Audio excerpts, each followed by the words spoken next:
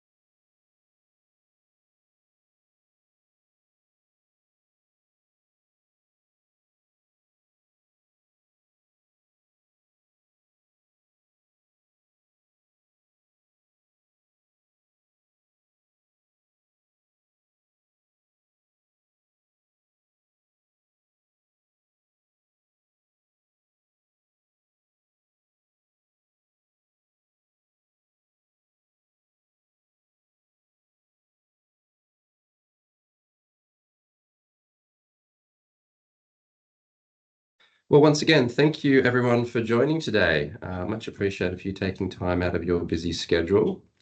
We will start now. I think there might be a few more people joining, but nevertheless, yeah, thank you for joining. So for those that don't know me, my name is Lindsay Rhodes. I'm the Head of Client Advisory Services at Huon IT. I've had the pleasure of working with Huon IT for over 20 years now, previously through a series of technical solution architecting and account management with some of our wonderful clients. And I'm pleased to be joined today by Philip Mayer, Technology Strategist at Microsoft. Phil, if you'd like to introduce yourself quickly, that would be great.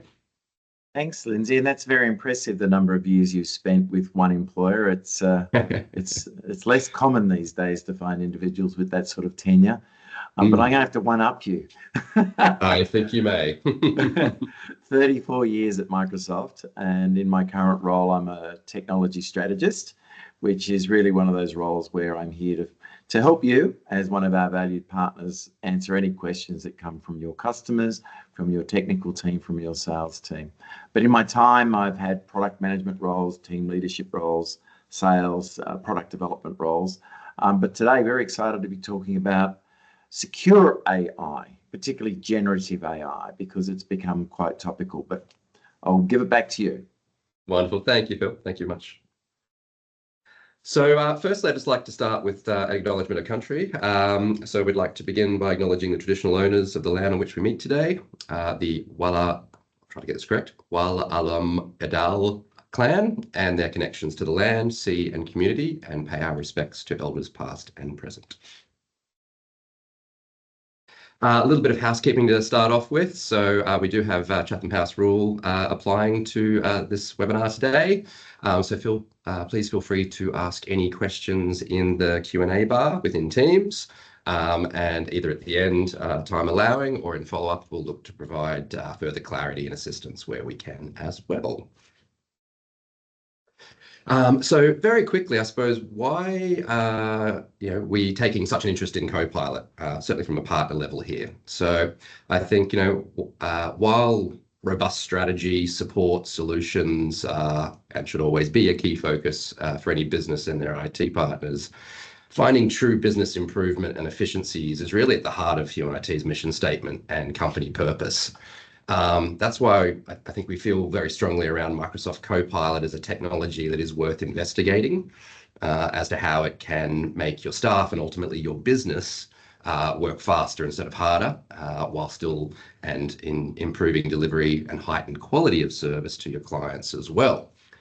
So yeah, as some background to those that may not have partnered with Huon IT, so we can support your business from ICT strategy, major or minor projects, fully managed or collaborative support models, cybersecurity, software development, and procurement, all through our 100% onshore Australian team. For those that don't know, we were established in 1989, and in the 35 years since, we've been striving to be an integral partner to our clients and help them achieve growth and success. With that out of the way, I would like to hand over to Phil. Thank you so much, Phil, to run us through the what and why of Copilot. Thanks, Lindsay. And certainly a really good portfolio of services that are available there from you, and everything from that strategic thinking through the cybersecurity, which we know is actually front and center, and I would suggest is probably the top priority for all the callers, all the people who are listening in today, is a top concern. In listening to recent webinars and reading recent news, we know that it's front and center with the Senate at the moment in terms of their queries.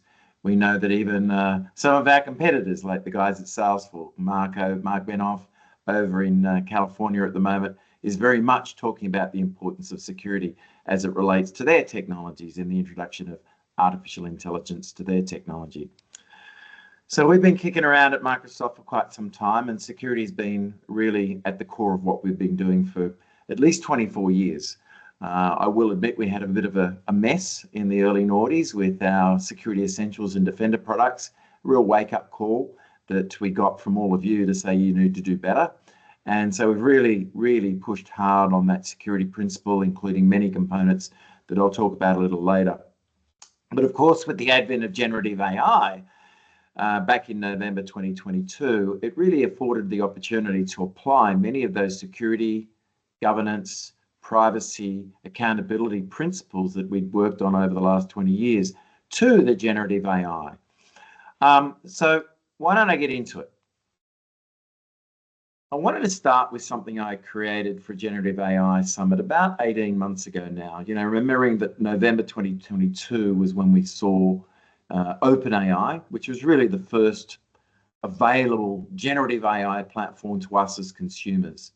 And it really stole the world. We saw 100 million users in 3 months move towards adopting ChatGPT as a platform. And maybe if you use the react button on the screen, you can give me a thumbs up to indicate whether you've actually used something like ChatGPT yourself. And that's fantastic. ChatGPT runs on Azure.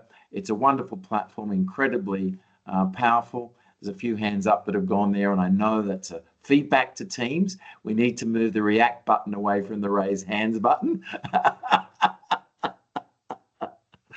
So the react button's the little smiley face, which should have a thumb under it. The raise hand one means that you want to ask a question. But we've got the Q&A panel available if you've got any questions, and please do take advantage of that. Back to the slide. So yeah, I drew this slide up nearly 18 months ago for Generative AI Summit. It was really just to paint the picture of what happens when you use a ChatGPT or some of those other, if you will, consumer grade AI. And look, there's thousands of AI providers now, and many of them will use at the back end a consumer grade platform. What's the problem with that? Well, a couple of scenarios, if I may. You know, thumbs up again if you've now found the thumbs up if you've heard of the Samsung story.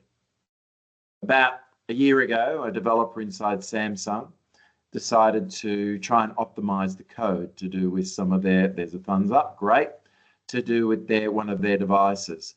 And they went to ChatGPT and asked it to optimize the code, which it did. Unfortunately, they paid for that optimization with that code. That code became now in the public domain. So a hacker was then able to ask, how do I hack that device? And it gave them the connection points, the endpoints to be able to do the hack. Another great example that's out there is Matera versus New York State, which is in the legal community, where a lawyer working for the defense went to ChatGPT and asked for precedent to try and get his client off the matter. Well, he took that to court and the judge said, that is rubbish.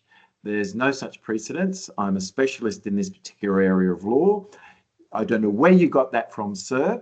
And he says, I got it from ChatGPT. And the judge quite directly said, well, now we know it's made up. Thank you very much. Case dismissed. You don't win. If I come closer to home, I've had the chance to meet a number of different customers. In the manufacturing space, I met one recently, probably recently, it's a couple of months now. And after sharing this slide, they came to me with this story, and it was quite poignant. The gentleman makes drones. He mortgaged the house to go and make drones for the Department of Defense. And it was going very, very well, all the technical documentation they were sharing, etc. He was then asked to go to a higher level to present the capabilities of this drone. So he hired in somebody out, you know, fresh excited out of a marketing construct to go and create a simplified, easy to digest representation of this technical document. Guess what they used? Because they learnt to use consumer brand products in their marketing degree, they used a consumer grade product to do the analysis of that secure document. Within 2 hours, the Department of Defence rang him and said, mate, what's your secure specifications doing online? Sorry, can't buy your drone because those secure specs are now online. And very innocently, that individual who joined didn't understand that they'd paid for the use of creating that simple document with the confidentiality of that specification. Good news end, the chap was able to repurpose his specifications. It is now used by energy companies to do power line monitoring, to detect logs on roads for clearing for bushfires, etc. So he's come out of it okay. So great, Phil. So we now need to be aware that as business leaders that we shouldn't be letting our staff use a consumer grade AI product. And something like, I'm not sure if you appreciate it, 84% of users in Australian business today, which is 10% more than the global average, are using some sort of generative AI on their desktops today. So there is a conversation to be had with your staff about putting work data, which is probably confidential data, into these consumer grade products like ChatGPT. Great for writing poetry, great for holiday planning, but not for running your work. So how do I do my work? Well, this is a better model. This is a model that's fundamentally, I say better model, guess whose model it is? It's the Microsoft model. We also know that Google is moving towards this sort of model at the moment with their Gemini. They're not quite there, but they're moving that way because they also appreciate the need for you to have a bubble. Your data is your data. Your Word documents, your spreadsheets, your PowerPoint presentations, your emails, your Teams conversations need to be in that left-hand bubble. And that bubble, the data in that bubble doesn't train the model. Fantastic. If you don't mind, I'm going to use a but. The but here is that once we've got the big bubble on the left-hand side where our data is nice and secure and it doesn't leave our business and it doesn't train the model, you've also got bubbles within the bubbles. You've got the bubble of HR. You've got the bubble of your senior management. You've got another bubble, which is probably your legal department or your research and development team. Or a bubble, which if you're in law, you've got one group that's working on one matter, which shouldn't cross-pollinate to another matter that's going on inside your legal firm. These are important bubbles to set up. And the but I'm getting at is that some people have adopted Copilot and not created the other bubbles. I'll give you an example. Right here in Sydney, a private school decided to implement Copilot. This is a few months ago and they're having a great time. Teachers were creating curriculum, students were creating answers to chemistry questions, geometry questions, writing essays. They were using it as a tutorial, not just to write the essay, but to help them in writing their essays. They had wonderful training until one smart young person decided to ask it, can you give me a list of all the teachers and their salaries? And they got it because the bubble hadn't been created from the HR to what the students worked on.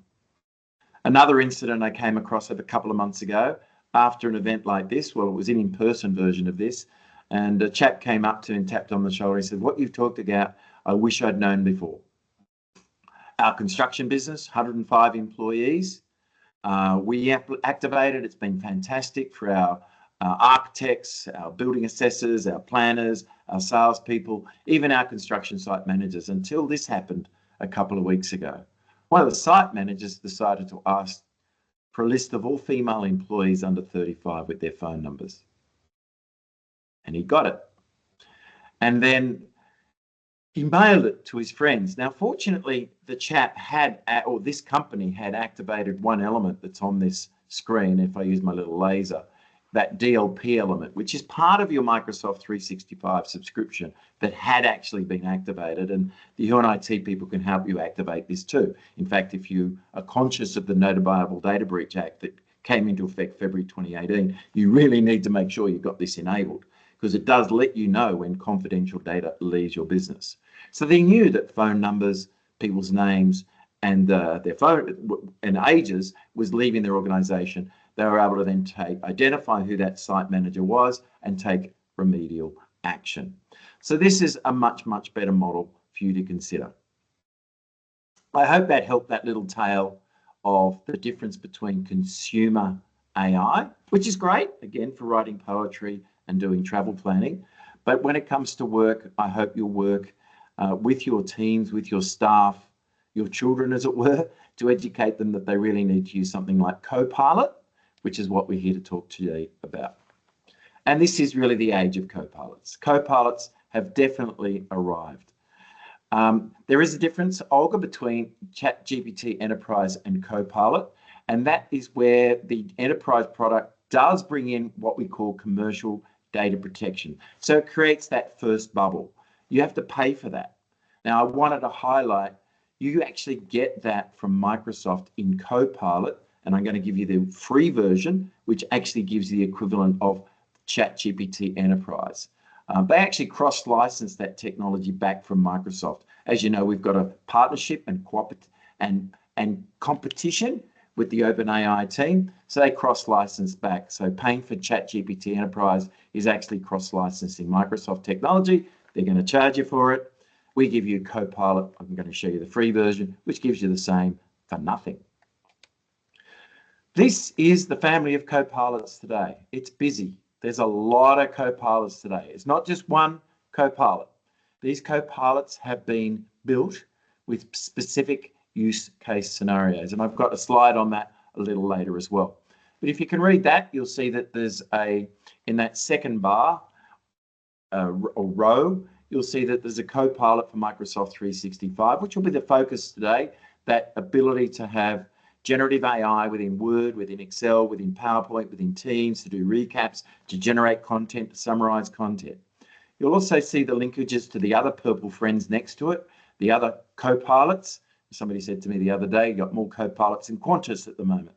But you can see there's one there for service, which links into ticketing systems you might run, or call center systems, customer service systems, field service systems in your businesses. You might be familiar with terms like ServiceNow, Zendesk. There's another one there for sales. So if you're running a CRM system, hopefully you're running Microsoft Dynamics, but if you're not, maybe you're running HubSpot, maybe you're running Salesforce. There's an automatic connector into those environments. So you can be sitting in Word, you can be sitting in Excel and connecting to those other systems. You can see that we actually provide a series of Copilots with inside the Microsoft family, and the dark blue buttons there, you know, for finance, for customer service, for field service, for our contact center product, which is a call center product as well. We've got one purpose-built for security. So there's that safeguard in the business. You can use generative AI to give you what the latest threats are, you know, the nation-state actors that are out there, the cybercrime organizations. We track about 6 nation-state actors at the moment. I won't give the names of the countries. And we track over 300 cybercrime organizations today. And we work very directly with law enforcement around the globe. But you might want to gain insights to some of those threats that are out there. You can use the generative AI capabilities of Copilot for security to give you insights to those latest threats, how to protect, how to detect where they've occurred, and even to remediate. Or you can call on the skills of Human IT to help you with that, who have access to the same technology to use for and on your behalf as a managed service offering. The last two I draw your attention to would be that bottom left-hand one, the GitHub. That was the first one we released to market.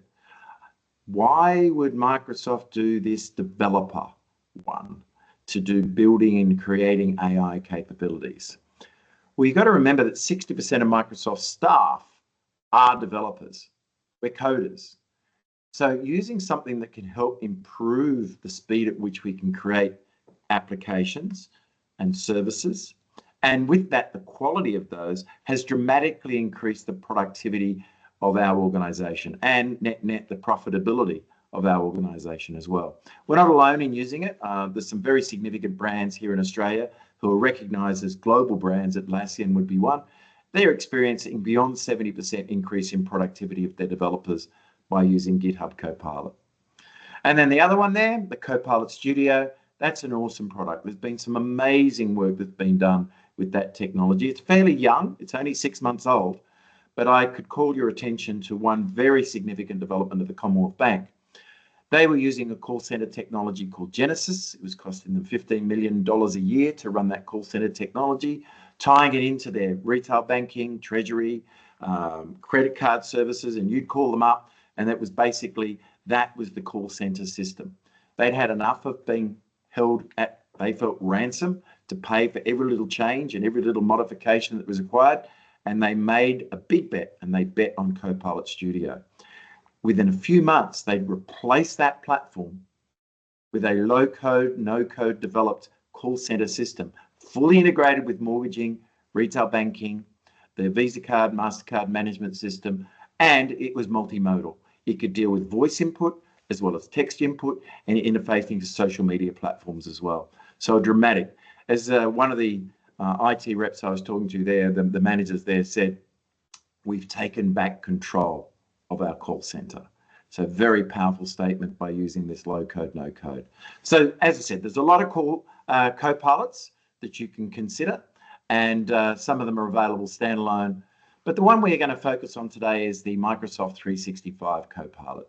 And this is the one which again uses that large language models. It's multimodal. It actually can use multiple different models apart from OpenAI, ChatGPT. It also can link into Mistral, Llama, and other models, Da Vinci, which all sit, we've got about 40 large language models that sit in the Azure framework today that Microsoft 365 Copilot can call on based on the different needs. It uses your data, Microsoft fancy word, it's called the graph. So graph, if I use that word again, it basically means your OneDrive content, your SharePoint content, the emails that you've got, the calendar appointments you've got, the documents you've got stored, even your PDF files, if they're stored in that framework, are considered part of the Microsoft Graph. It also connects into those Microsoft 365 apps. You'll see little buttons. Some of you may have Copilot today. I do. I can see a little ribbon, looks like this, up in the top of my screen, and I can press that Copilot. I can do recaps, I can do summaries, I can see action items that have arisen out of certain meetings. And it is connected to the cloud. You do need to have some level of internet connectivity to be able to function with this technology, because that large language model is running in our data centers here in Australia. So your data, if you're an Australian customer, it is sitting in an Australian data center today. So you're quite comfortable in being able to address any sovereignty issues that you might, or concerns you might have today, because it's sitting and processing in the Australian data centers, of which there are now 20, going to 29 in the next couple of years. Now, Copilot for Microsoft 365 did become broadly available in January this year. So we're talking, 9 months now that it's been kicking around. And then when we did some surveys of people in the early stages of when we're about to release, what were they asking for? They wanted to they felt there was a lack of innovation. They were doing mundane tasks. They wanted to lessen the burden they had. Well, since its release and its introduction, we've seen these sorts of results. They've really improved the quality of work, 68%, 70% have got more productivity. And I really like the 77%.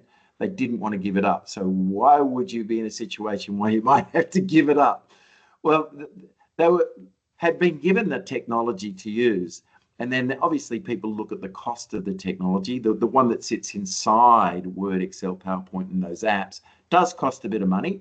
And they went to a group of users just to test them out and said, well, what about if we give you a free lunch in return for you giving us Copilot back?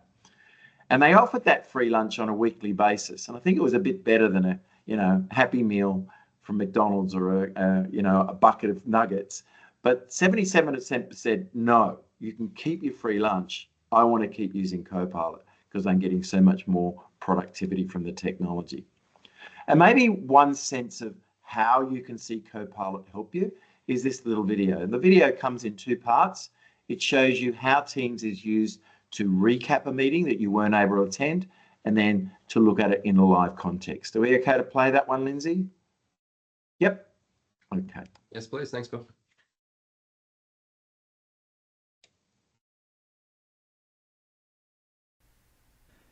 Imagine you have an appointment that conflicts with your weekly business review. What if you could do both? With Copilot, you can opt to follow a meeting. After the meeting ends, Copilot will summarize what you missed. You'll get a notification in Teams when the recap is ready. This recap will highlight content that was shared, summarize notes, and any action items for you or others whose names were mentioned. You see that one of your customers was discussed, and you want to learn more. You can ask Copilot clarifying questions, and it provides a detailed response. It can tell you why a certain decision was made, and gives you helpful context. You can even ask Copilot what other solutions were considered, and it provides citations from the transcript so you can see where Copilot drew these conclusions. It's a huge time saver. So that was pretty cool. But the real magic of Copilot happens during a live meeting. Let's say you're in a meeting with your team. You can ask Copilot to summarize the meeting so far.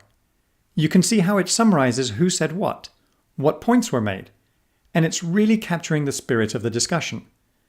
And as the meeting progresses, you can check in on where people stand. You can even ask Copilot what questions are unresolved.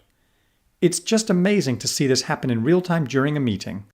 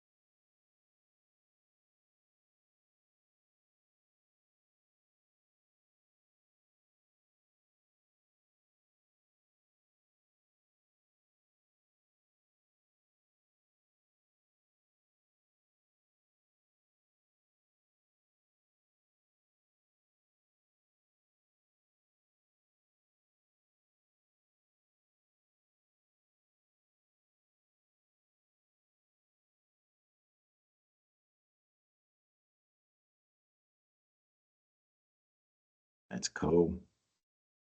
So yeah, that's an example of how it was with inside the apps. Now, if you don't mind, I'm just going to take a moment to share a particular screen. So I'm going to stop sharing this PowerPoint presentation that we're going through, and I'm just going to share my desktop because I've got a little demo I'd like to run, if that's okay.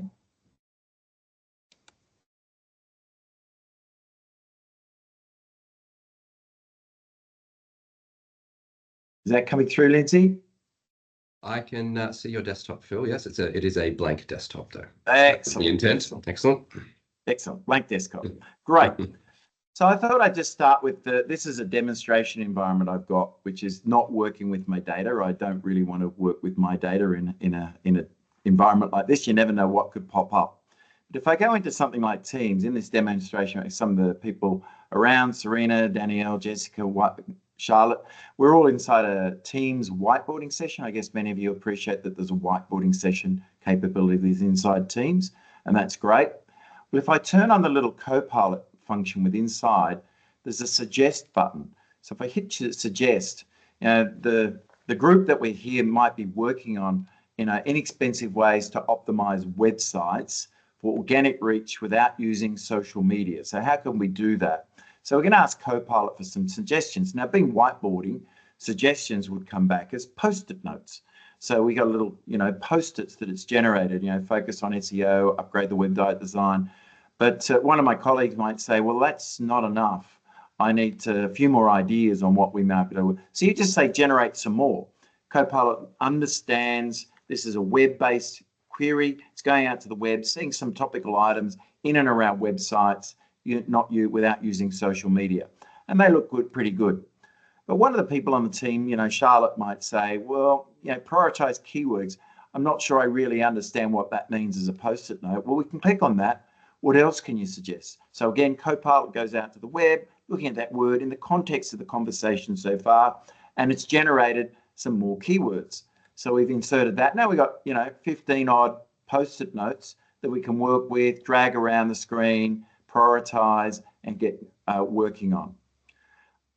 So that's kind of whiteboarding inside Teams to extend that from where we saw recaps and the follow capabilities earlier. What about inside something like Word? So I've clicked Word and I want to draft something with Copilot. So I'll say I have a project proposal. I want to create a project proposal, but I'm going to base it on an existing file. Now, this is a detailed construction plan. This is many, many pages of detailed construction plan noted documentation for Contoso. So if I click on that and I say generate, it's now looking at that many page large document and reducing it down into something of the format which makes a project proposal. So this is the construction of a multi-million-dollar environment. It's taken out project scope, it's got budget, it's got project management, it's got a conclusion. That looks pretty good. So I'll just hit keep that. So now I've hit keep. I'm just going back up on this and seeing, look, there's an area here that I think we could do with a little bit more work on. And I'm going to paste in a few words on that in and around where I've got the building information management system and the laser scanning. So I've got building information modeling, laser scanning, and robotics.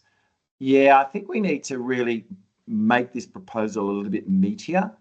So notice that because I clicked inside that paragraph, the little Copilot icons come up on the left. I can click on that now, and it's got an option. I could reference a different file, or I'm going to say, inspire me. So what that means is it goes back to that original document and it draws out more detail on the BIM, the building information modeling, the laser scanning, and the robotic station, total station. So that's now enhanced that document and I can keep that. Fantastic. All right, so that's Word generating a document from another document. What about something like Excel? Well, here we are. We've got the little ribbon up the top. Hit the Get Started button. This is inside Microsoft 365 Excel. And look, some of you probably know how to do this already. Show decimal points for sales amounts. You probably know how to do that, right? You just use the toolbar at the top of the screen and you could do it, but maybe you don't. So you can have a generative AI with it. All right, well, I don't know how well familiar you are with conditional formatting, which is marking certain cells over or above a certain value. Well, you can just say mark in yellow any gross sales over $500,000 and it goes and does it. Cool. All right, well, what else can I do? Well, how about show me some insights? Now, this could be thousands of rows of data. And for us little brains to try and cope with all that data and see any sort of trends and inflections and anomalies might be a little bit hard for us. And we do tend to have a bias coming into looking at this sort of data already. So this removes all that bias and it's saying, in terms of gross sales by date, this is some of the insights I've had. But you've got to have more insights than that, Excel. And indeed, it even has pre-configured buttons that you can use, like add all insights to a new sheet. So now it's going to look at that vast amount of data. It's going to look at anomalies, it's going to look at trends, it's going to look at various peaks and troughs, and it's generated a totally separate sheet with some of that information on it. So that's pretty cool in Excel to be able to increase your productivity, quality of work, time to get things done. The next thing I probably finish on is PowerPoint. So PowerPoint is very common. I was at an event yesterday. One of my colleagues was blown away. He had this very long licensing guide. He had to go and do a presentation. I said, well, why don't we take that and turn it into a PowerPoint? And he was gobsmacked. I lost him for the next 10 minutes as he went, wow, that would have taken me days to take that very long pricing guide and turn it into a 40-slide deck. And then I said, well, you don't have to put up with 40 slides. What about if you only want 20? Just say, make this slide deck 20 slides. And it reduced it. Anyway, this demonstration here is more about transforming an existing Word document. So in this case, it's a design document that exists. I click on that document. I'm going to transform that file. It's going to take the words in that document, any graphics that might be in that document. Those Word documents tend to be lacking in graphics. So what PowerPoint will do is it will add graphics. And as you can see here, it's put some very nice design to this particular PowerPoint presentation. It's created 12 slides from that document, and all the speaker notes are sitting there as well. I might do another quick demo because we had that question about what's the difference between ChatGPT Enterprise and Copilot. So let me just go to another screen share that I've got. So I'm going to go out of my demonstration environment, Lindsay, and I'm going to go and share a different screen, which is actually, I'm going to take the risk and I'm actually going to share my work desktop and see what happens. I trust you implicitly, Phil. You're fine. Yeah, okay. So here we are in, and this is just by going to, all of you can do this right now. Follow the bouncing ball. I'm just going to go to copilot.microsoft.com. Can you see that? Yep. Click that. Now you can get the same on your phone. I've actually got the same on my phone, but I've gone to a little thing on my phone. You'll notice there's an icon there called Copilot. I can click on that, and that is available for free in the store as well. You can go and download the app and get the same sort of thing as I'm about to show you. So because I'm signed in as me with my work account, it knows I have a Microsoft 365 subscription. And because I'm sitting in an Edge browser, and you have to sit in an Edge browser, doesn't work in Google Chrome. Why? Because Google Chrome's an advertising company. So anything you do is going to go to Google so they can advertise to you. And that's not real good when you're working with business data. But you'll notice I've got a web button and I've got a work button. So in the web button, when I'm using that, I was recently looking for a tennis racket. And so I said, compare top three. I've gone to my little buffered zone here on the right-hand side. Compare top selling tennis rackets and put that in a table. So it's beautifully created this table for me with features. And notice that you've got citations. It's telling you where it got the information from. I'm not getting 100 blue lines back from Google. I'm actually getting a very specific answer to my question, which is a well-formatted prompt. And this is the bit you get for free. So you don't have to pay for ChatGPT. You don't have to buy Copilot for Microsoft 365. You actually get Copilot talking against your documents for free, but it's only in the browser, right? I'm not in Word. I'm not in Excel. I'm not in PowerPoint. I'm not in Teams. But I can do some pretty cool things like summarize the presentation that we're working on today. There you go. So all I did was say summarize the Human IT, Kyocera Secure IT Workplace presentation, and it's telling me here it's being presented by Lindsay and by Phil. It's got some key topics. It's got some data security topics. It's got some stuff about workflows and functions and principles in AI, and Lindsay's going to share some next steps at the end.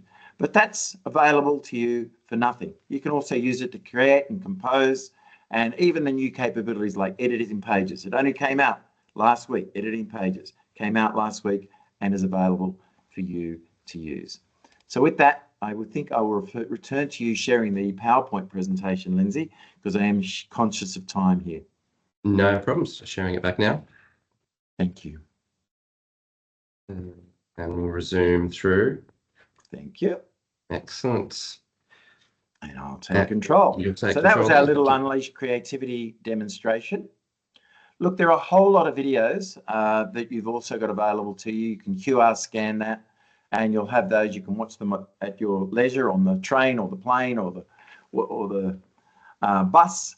And there's about 56 videos there that show you demonstrations in PowerPoint, Copilot Studio, whiteboarding, Excel, etc., etc.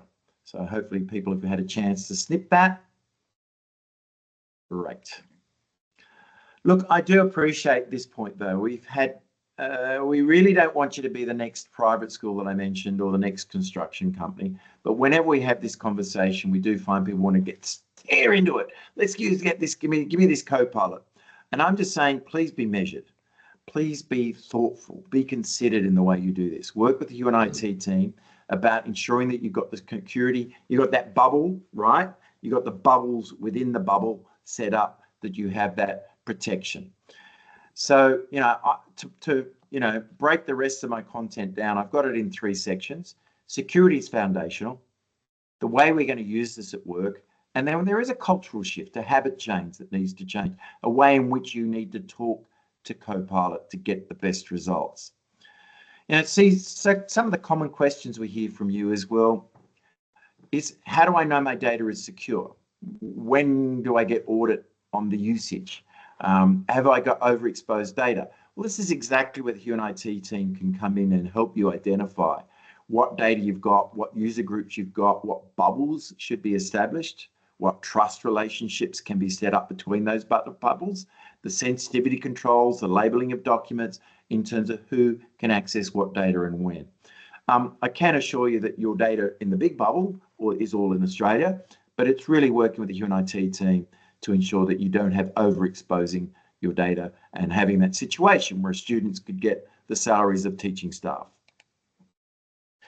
So if we look about that across the dimensions of what Copilot for Microsoft 365 uses, it uses what you get with Microsoft 365 Business Premium and above. So if we look at that, these are some of the elements that you get inheriting from your Microsoft 365 policies and controls. Now, I have implied that it's inheriting. I appreciate that maybe you haven't set up that today. So you may have to create some of these policies and controls rather than inherit what you've got today. But they span data access, permissions, the user tenancy focus, the customer data protection rights comes, and that's actually for free, as I mentioned earlier. You don't have to go and buy ChatGPT Enterprise to get that. But where we go beyond that is some of these additional security capabilities. And to highlight it, I've created a little slide that talks about baseline security, core security controls, and best-in-class security controls. You know, many of you are probably using Business Premium today. You've got less than 300 users, and Business Premium BP, as it's there, is a great product to use. It's got the same enterprise class security in the main as what our top-end products do. It's a few little extra bits in E5. But if you want conditional access, who can access what documents, from where and on what networks, all those conditional access controls are within inside the Business Premium product. The ability to set up sensitivity labeling, whether it's confidential, highly confidential, general access, public access, and what user groups and what endpoints can be managed. All that stuff comes with inside that Business Premium and E3 subscription. It's about turning it on. So again, work with the UNIT people to go and get that turned on. As you can see from this, it's a very busy slide as I build it out. These are some of the extensive capabilities that you've already bought. You've got them in your box if you've got Business Premium, E3 or E5. Defender for Cloud, which is an email cleansing, detecting, anti-spam, anti-phishing attack model. Looks at all your inbound mail. It detects URLs that are dangerous. It looks at attachments that are dangerous. That's that Defender for Cloud. Defender for Endpoint, best in class, #1 used XDR product in the planet today. And beautifully baked into, again, the product. The data loss prevention controls, which is where you want to detect when confidential data is leaving the organization. And there may be sound reasons why it should. You're sharing information with your marketing team, which is an external agency, and you've got quite good reasons why you want to. But you don't want to be that construction site manager who's gone and shared phone numbers of girls under 35 with his mates. Even very extensive controls you see in red, that insider risk management, which is showing you when individuals in your business have left, say 2 weeks ago, or today, but 2 weeks ago, they downloaded customer lists, they downloaded confidential documents. By linking the security capabilities in Microsoft 365 to your HR system, you can gain insights to what they're doing. This is a little video that I'm going to play, which shows you some of how that data security lights up when you're using Copilot.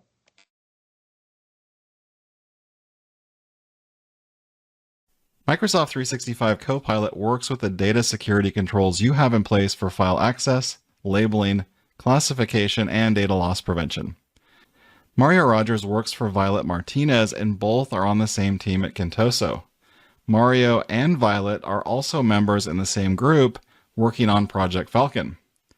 Now we'll start with Violet, who's been working with the procurement and contract management teams to sell their partner ReliCloud 1,500 Mark 8 quadcopters. And you can see the file is labeled highly confidential with restricted access, and it describes all the terms in the purchase agreement. Because Violet has access to the file, she's able to search for and find it in SharePoint and Microsoft365.com. And of course, Violet can also navigate to the file's location in the Agreements folder of the project site to find the purchase agreement. So now let's look at Mario's experience. Even though he's on the same team and working on Project Falcon with Violet, if Mario tries to search for the Contoso purchase agreement, he won't find it. And there are a few purchasing documents that he does find without sensitive information, but not the one that Violet's working on. And if Mario knows the location of the purchase agreement and tries to navigate to it directly, it just appears as an empty folder to him. And when Mario launches Word on the web and creates a blank document, then prompts Microsoft 365 Copilot to summarize the Contoso purchase agreement as a reference file, because Microsoft 365 Copilot respects the file permissions of its user, Copilot also cannot access the purchase agreement. Now, if we switch back to Violet's screen, because she has permission to access the purchase agreement, she can use Microsoft 365 Copilot to summarize the file. And after a moment, you'll see it created a summary of the purchase agreement, and Violet decides to keep it.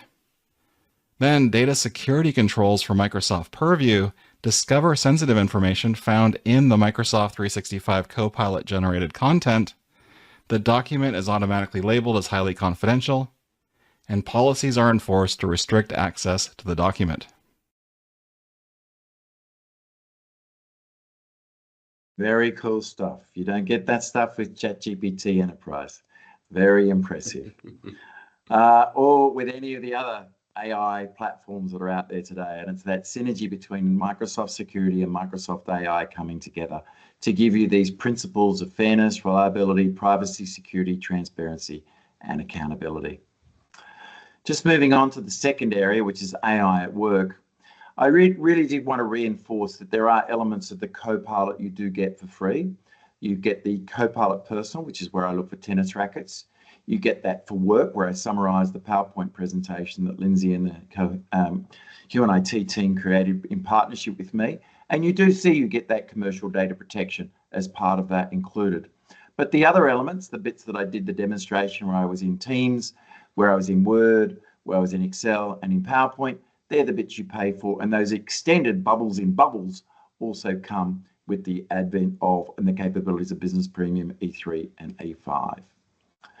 In terms of impact, the sort of areas that we're seeing benefits to organizations is around meetings, analytics, content creation, and email processing. And you can see the common areas where we're seeing from our dashboarding technology, where people are seeing those impacts in their business.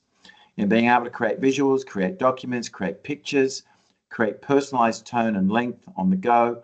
All these are elements that come with the wonderful power of Copilot. Similarly, by function, the areas that we're seeing the returns, the top three returns that we're seeing by function in HR, communications of policies, creating training materials, marketing, creating first drafts of projects, summarizing campaigns, sales, better sales conversations, and so on. We also do, as I mentioned, have a number of other Copilots in that family. The sales and the Copilot for Studio, which I talked about, talking to your CRM systems and your sales systems. And you'll see that each of these implementations are tailored to those personas. The way a salesperson talks is different to the way a marketing person talks, is different to the way a HR person talks, or a developer or somebody in an IT role. So the way in which our Copilots are tailored is to be respective of those different nuances of the language and tone and style of communications that needs to be created or needs to be summarized for each of those different groups. And we do offer Copilot Studio to enable to create your own Copilots. So if there's a Copilot that doesn't exist today in that family, you can use this technology, which is included as part of your Copilot for Microsoft 365 subscription, to connect to existing data and to create your own customized view. And this is a short video that shows an example of that.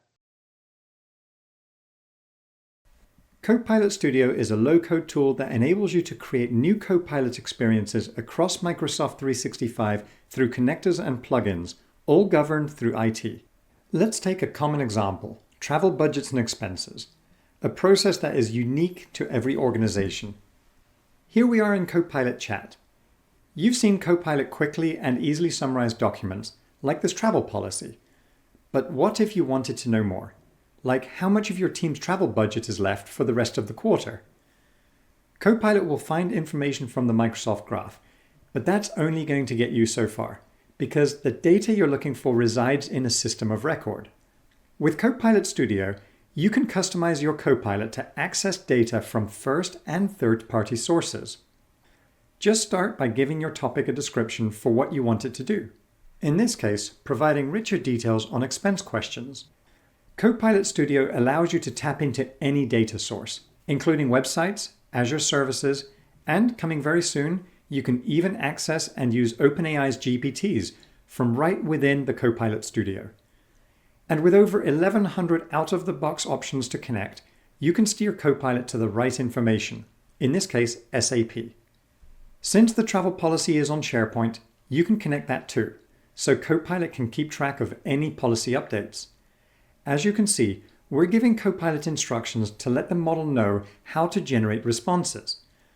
Once you've completed your customization, you just hit Publish. And the best part, IT only needs to build it once, and it can be reused across the organization, and you can manage it all in one central place. Now let's go back to the chat to see how Copilot handles your question. You use the same prompt, and just like that, your new customized Copilot gives you the answer you were looking for. Now you know exactly how much budget is remaining. And thanks to the data you just connected, you also know that any new travel needs to be booked before December 30th to stay within policy. The possibilities for what you can create here are truly limitless. And if you think you can do it, fantastic. But I know the team at Q&IT can help you with doing those connections to the various different systems of records that were referenced in that. There's no doubt that Copilot, and we've had a question, what is Copilot? Copilot is basically that web page. Copilot is also that add-on to the various different products to bring generative AI, secure generative AI, to the rich family of Microsoft technologies. And you can see with Copilot Studio, you can even bring that from data that is either first-party or third-party repositories as well. The last one I wanted to touch on before handing back to Lindsay was on cultural shift. We know that this is a change in the way in which we do things. It's a whole new way of working. In my 46 years in part of the IT industry, I think this is the most profound moment in time for our industry. Probably the only other time I think it was so profound is what Apple did in terms of the introduction of the iPhone. This is a significant moment in our history for the use of information technology. But in that cultural shift, you're possibly wondering who should be the first to get this secure generative AI? What employees would be most adept at picking this up and moving quickly? And how can I measure the impact? Well, a key step is in that changing of habits to learn how to use Copilot and make Copilot a daily habit instead of some search engine. And it is quite different, as this video shows. Limitless possibilities all start with a prompt. And writing good prompts unlocks the power and potential of Copilot. So, what's a good one? Let's start here. Remember, prompts are like instructions you give Copilot. And Copilot can give you an answer with this prompt, but let's provide a clear goal and make it specific. Okay, next, we'll give some context, like who the speech is for, or the tone you might want. This is looking a lot better already. Then we're going to guide the response, adding keywords or maybe even a document for Copilot to reference. Okay, lastly, it's always important to review and revise. Check your results to make sure they're correct, or regenerate and Copilot might craft a response you like even more. And know that your initial prompt doesn't have to be perfect. It's just the beginning. Follow up and ask Copilot to be more specific. Add something that's missing, or find an analogy to help explain something. Getting the most out of Copilot is really like having a conversation. Wherever you Copilot, these tips lead to better prompts. And better prompts help you get the results you want. So an old adage is you ask dumb questions, you get dumb answers. You got to learn how to ask smart questions to get smart answers. So I do ask you to consider this three-phased approach in progressing towards Copilot or any of the Copilots, whether it's for 365 or sales or service or security, or even the consideration of Copilot Studio, is basically, concentrate a few licenses on a few team members. Don't go crazy and get it for everybody. And might seem a bit crazy, a Microsoft guy saying don't buy so much so quick. Take your time, be measured, work with the IT team to run an assessment, help you establish a community of users, get those early champions, set the expectations, and then measure that impact using a tool we do provide called the dashboard. And that can give you insights to where your IT leaders, business leaders are getting the most returns on using that Copilot investment. We do provide some resources to you. And again, a key best resource is our partnerships with companies like UNIT, Kassira, because they are the people on the ground who understand your needs way better than Microsoft does. We provide them some tools, we provide them some technologies, but they provide the expertise around that to really get the results. So this Microsoft.com Work Lab might help you. But with that, I'm conscious of time. I'll hand back to you, Lindsay. Perfect. Thank you, Phil. And yes, very much appreciates the in-depth dive into it. Thank you so much. Hopefully everyone, you've seen just a small taste of the efficiencies and time savings that is possible. It's a truly amazing thing. But I suppose in terms of next steps, just weary of the time we have left. So look, moving on from here, our team would love to reach out and discuss a bit further with you. As Phil was just speaking about, really starting with a readiness assessment, sort of really understanding from this what the next steps are and what the appropriate implementation path would be for your specific business. As you've seen, there's a broad range of options and solutions in this, and it's making sure that you're getting the best bang for your buck as well. I think a very important next step, as Phil has also alluded to, and I'd like to reiterate here, is the security and the compliance elements of this, right? So again, on the back of the readiness assessment, having that small engagement where, again, it would be really looking at understanding your data, ensuring the setup of those critical areas of access control, user roles, permissions, etc., that you've just seen there.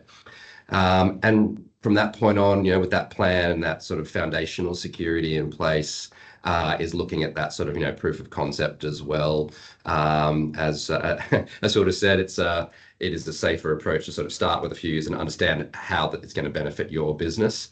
Ultimately, I think you find these things can snowball as well, because if someone in the business is taking these tools and getting a huge amount of return out of it, that word certainly does tend to spread pretty quickly as well. But outside of that as well, is really then at that point sort of having a good understanding of the business and what these tools mean for you, is where you can really truly appreciate the business case and the ROI that's possible from this. So again, very much look forward to reaching out and hopefully working with you further to give you some clarity and understanding. Again, we're of being a few minutes here, but certainly in terms of a Q&A, Phil, you might have seen as well that there is some questions in the Q&A panel there. More than happy to sort of jointly kind of run on this. I see you put some responses in there already. Was there any other questions or follow-up to Phil's response from those that have put questions in? Once again, don't feel pressured. We'll obviously happily reach out and have a chat a bit further with you. Managed to get through some of these, Lindsay. So there was one that came in. I'll start at the top with Yasmin 14 minutes ago, asking, is there a way to save prompts using 365 Copilot without having to access? Yes, absolutely. My demo would have shown those prompts that I'd had from before being accessible from the library, and I didn't have time to go into a whole set of reference libraries in the lab. We provide a whole lot of examples as well. Absolutely. I forgot to mention OneNote. Sorry, Yasmin. Yes, OneNote is also one of those great little products, as is Visio, as is all that family of Microsoft 365 Copilots. Microsoft 365 apps that include some sort of Copilot within them. So sorry, I forgot to mention a personal favorite there. question there from Alistair, what is Copilot? I hope we've answered that now for you. The Copilot's being that incredible ability to have generative AI within the applications or inside a browser. Yaz asked about the linkage to Bing. Yes, there is a linkage to Bing as a search engine, but it also does look to the ChatGPT training models. So we're up to GPT-4o mini now, so the training that's inside that.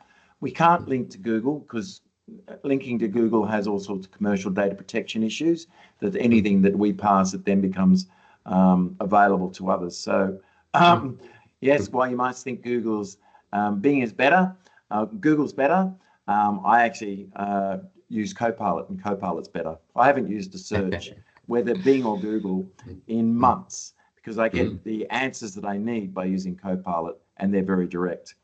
Yaz asked another question, can PowerPoint be linked to our own internal image library? Absolutely.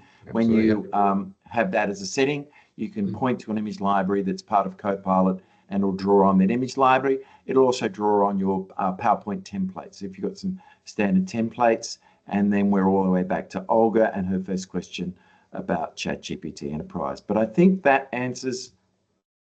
Excellent. No, thank you, Phil. That's wonderful. I think a couple of last minute ones have come in as well. So yes, the recording will be available. It's both available to download through this particular Teams invite, but also we'll be sending a link to it as well. So yes, absolutely, it will be and there. The ROI question's a good one. How's this? I get 2 hours back every day. Now, what we're seeing as an average is 10 hours a month for people who've adopted it, trained it, and used it. So within about 6 weeks, it means you've paid for that Copilot for Microsoft 365 license. But me, I'm getting back 2 hours a day.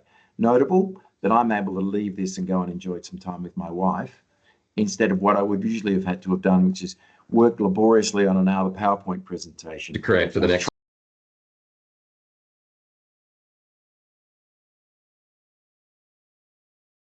Issues with my wife and my dog and people like Lindsay and our partners, and also learning. Friday is now a dedicated learning day in Microsoft because we are getting so much time back in our calendars.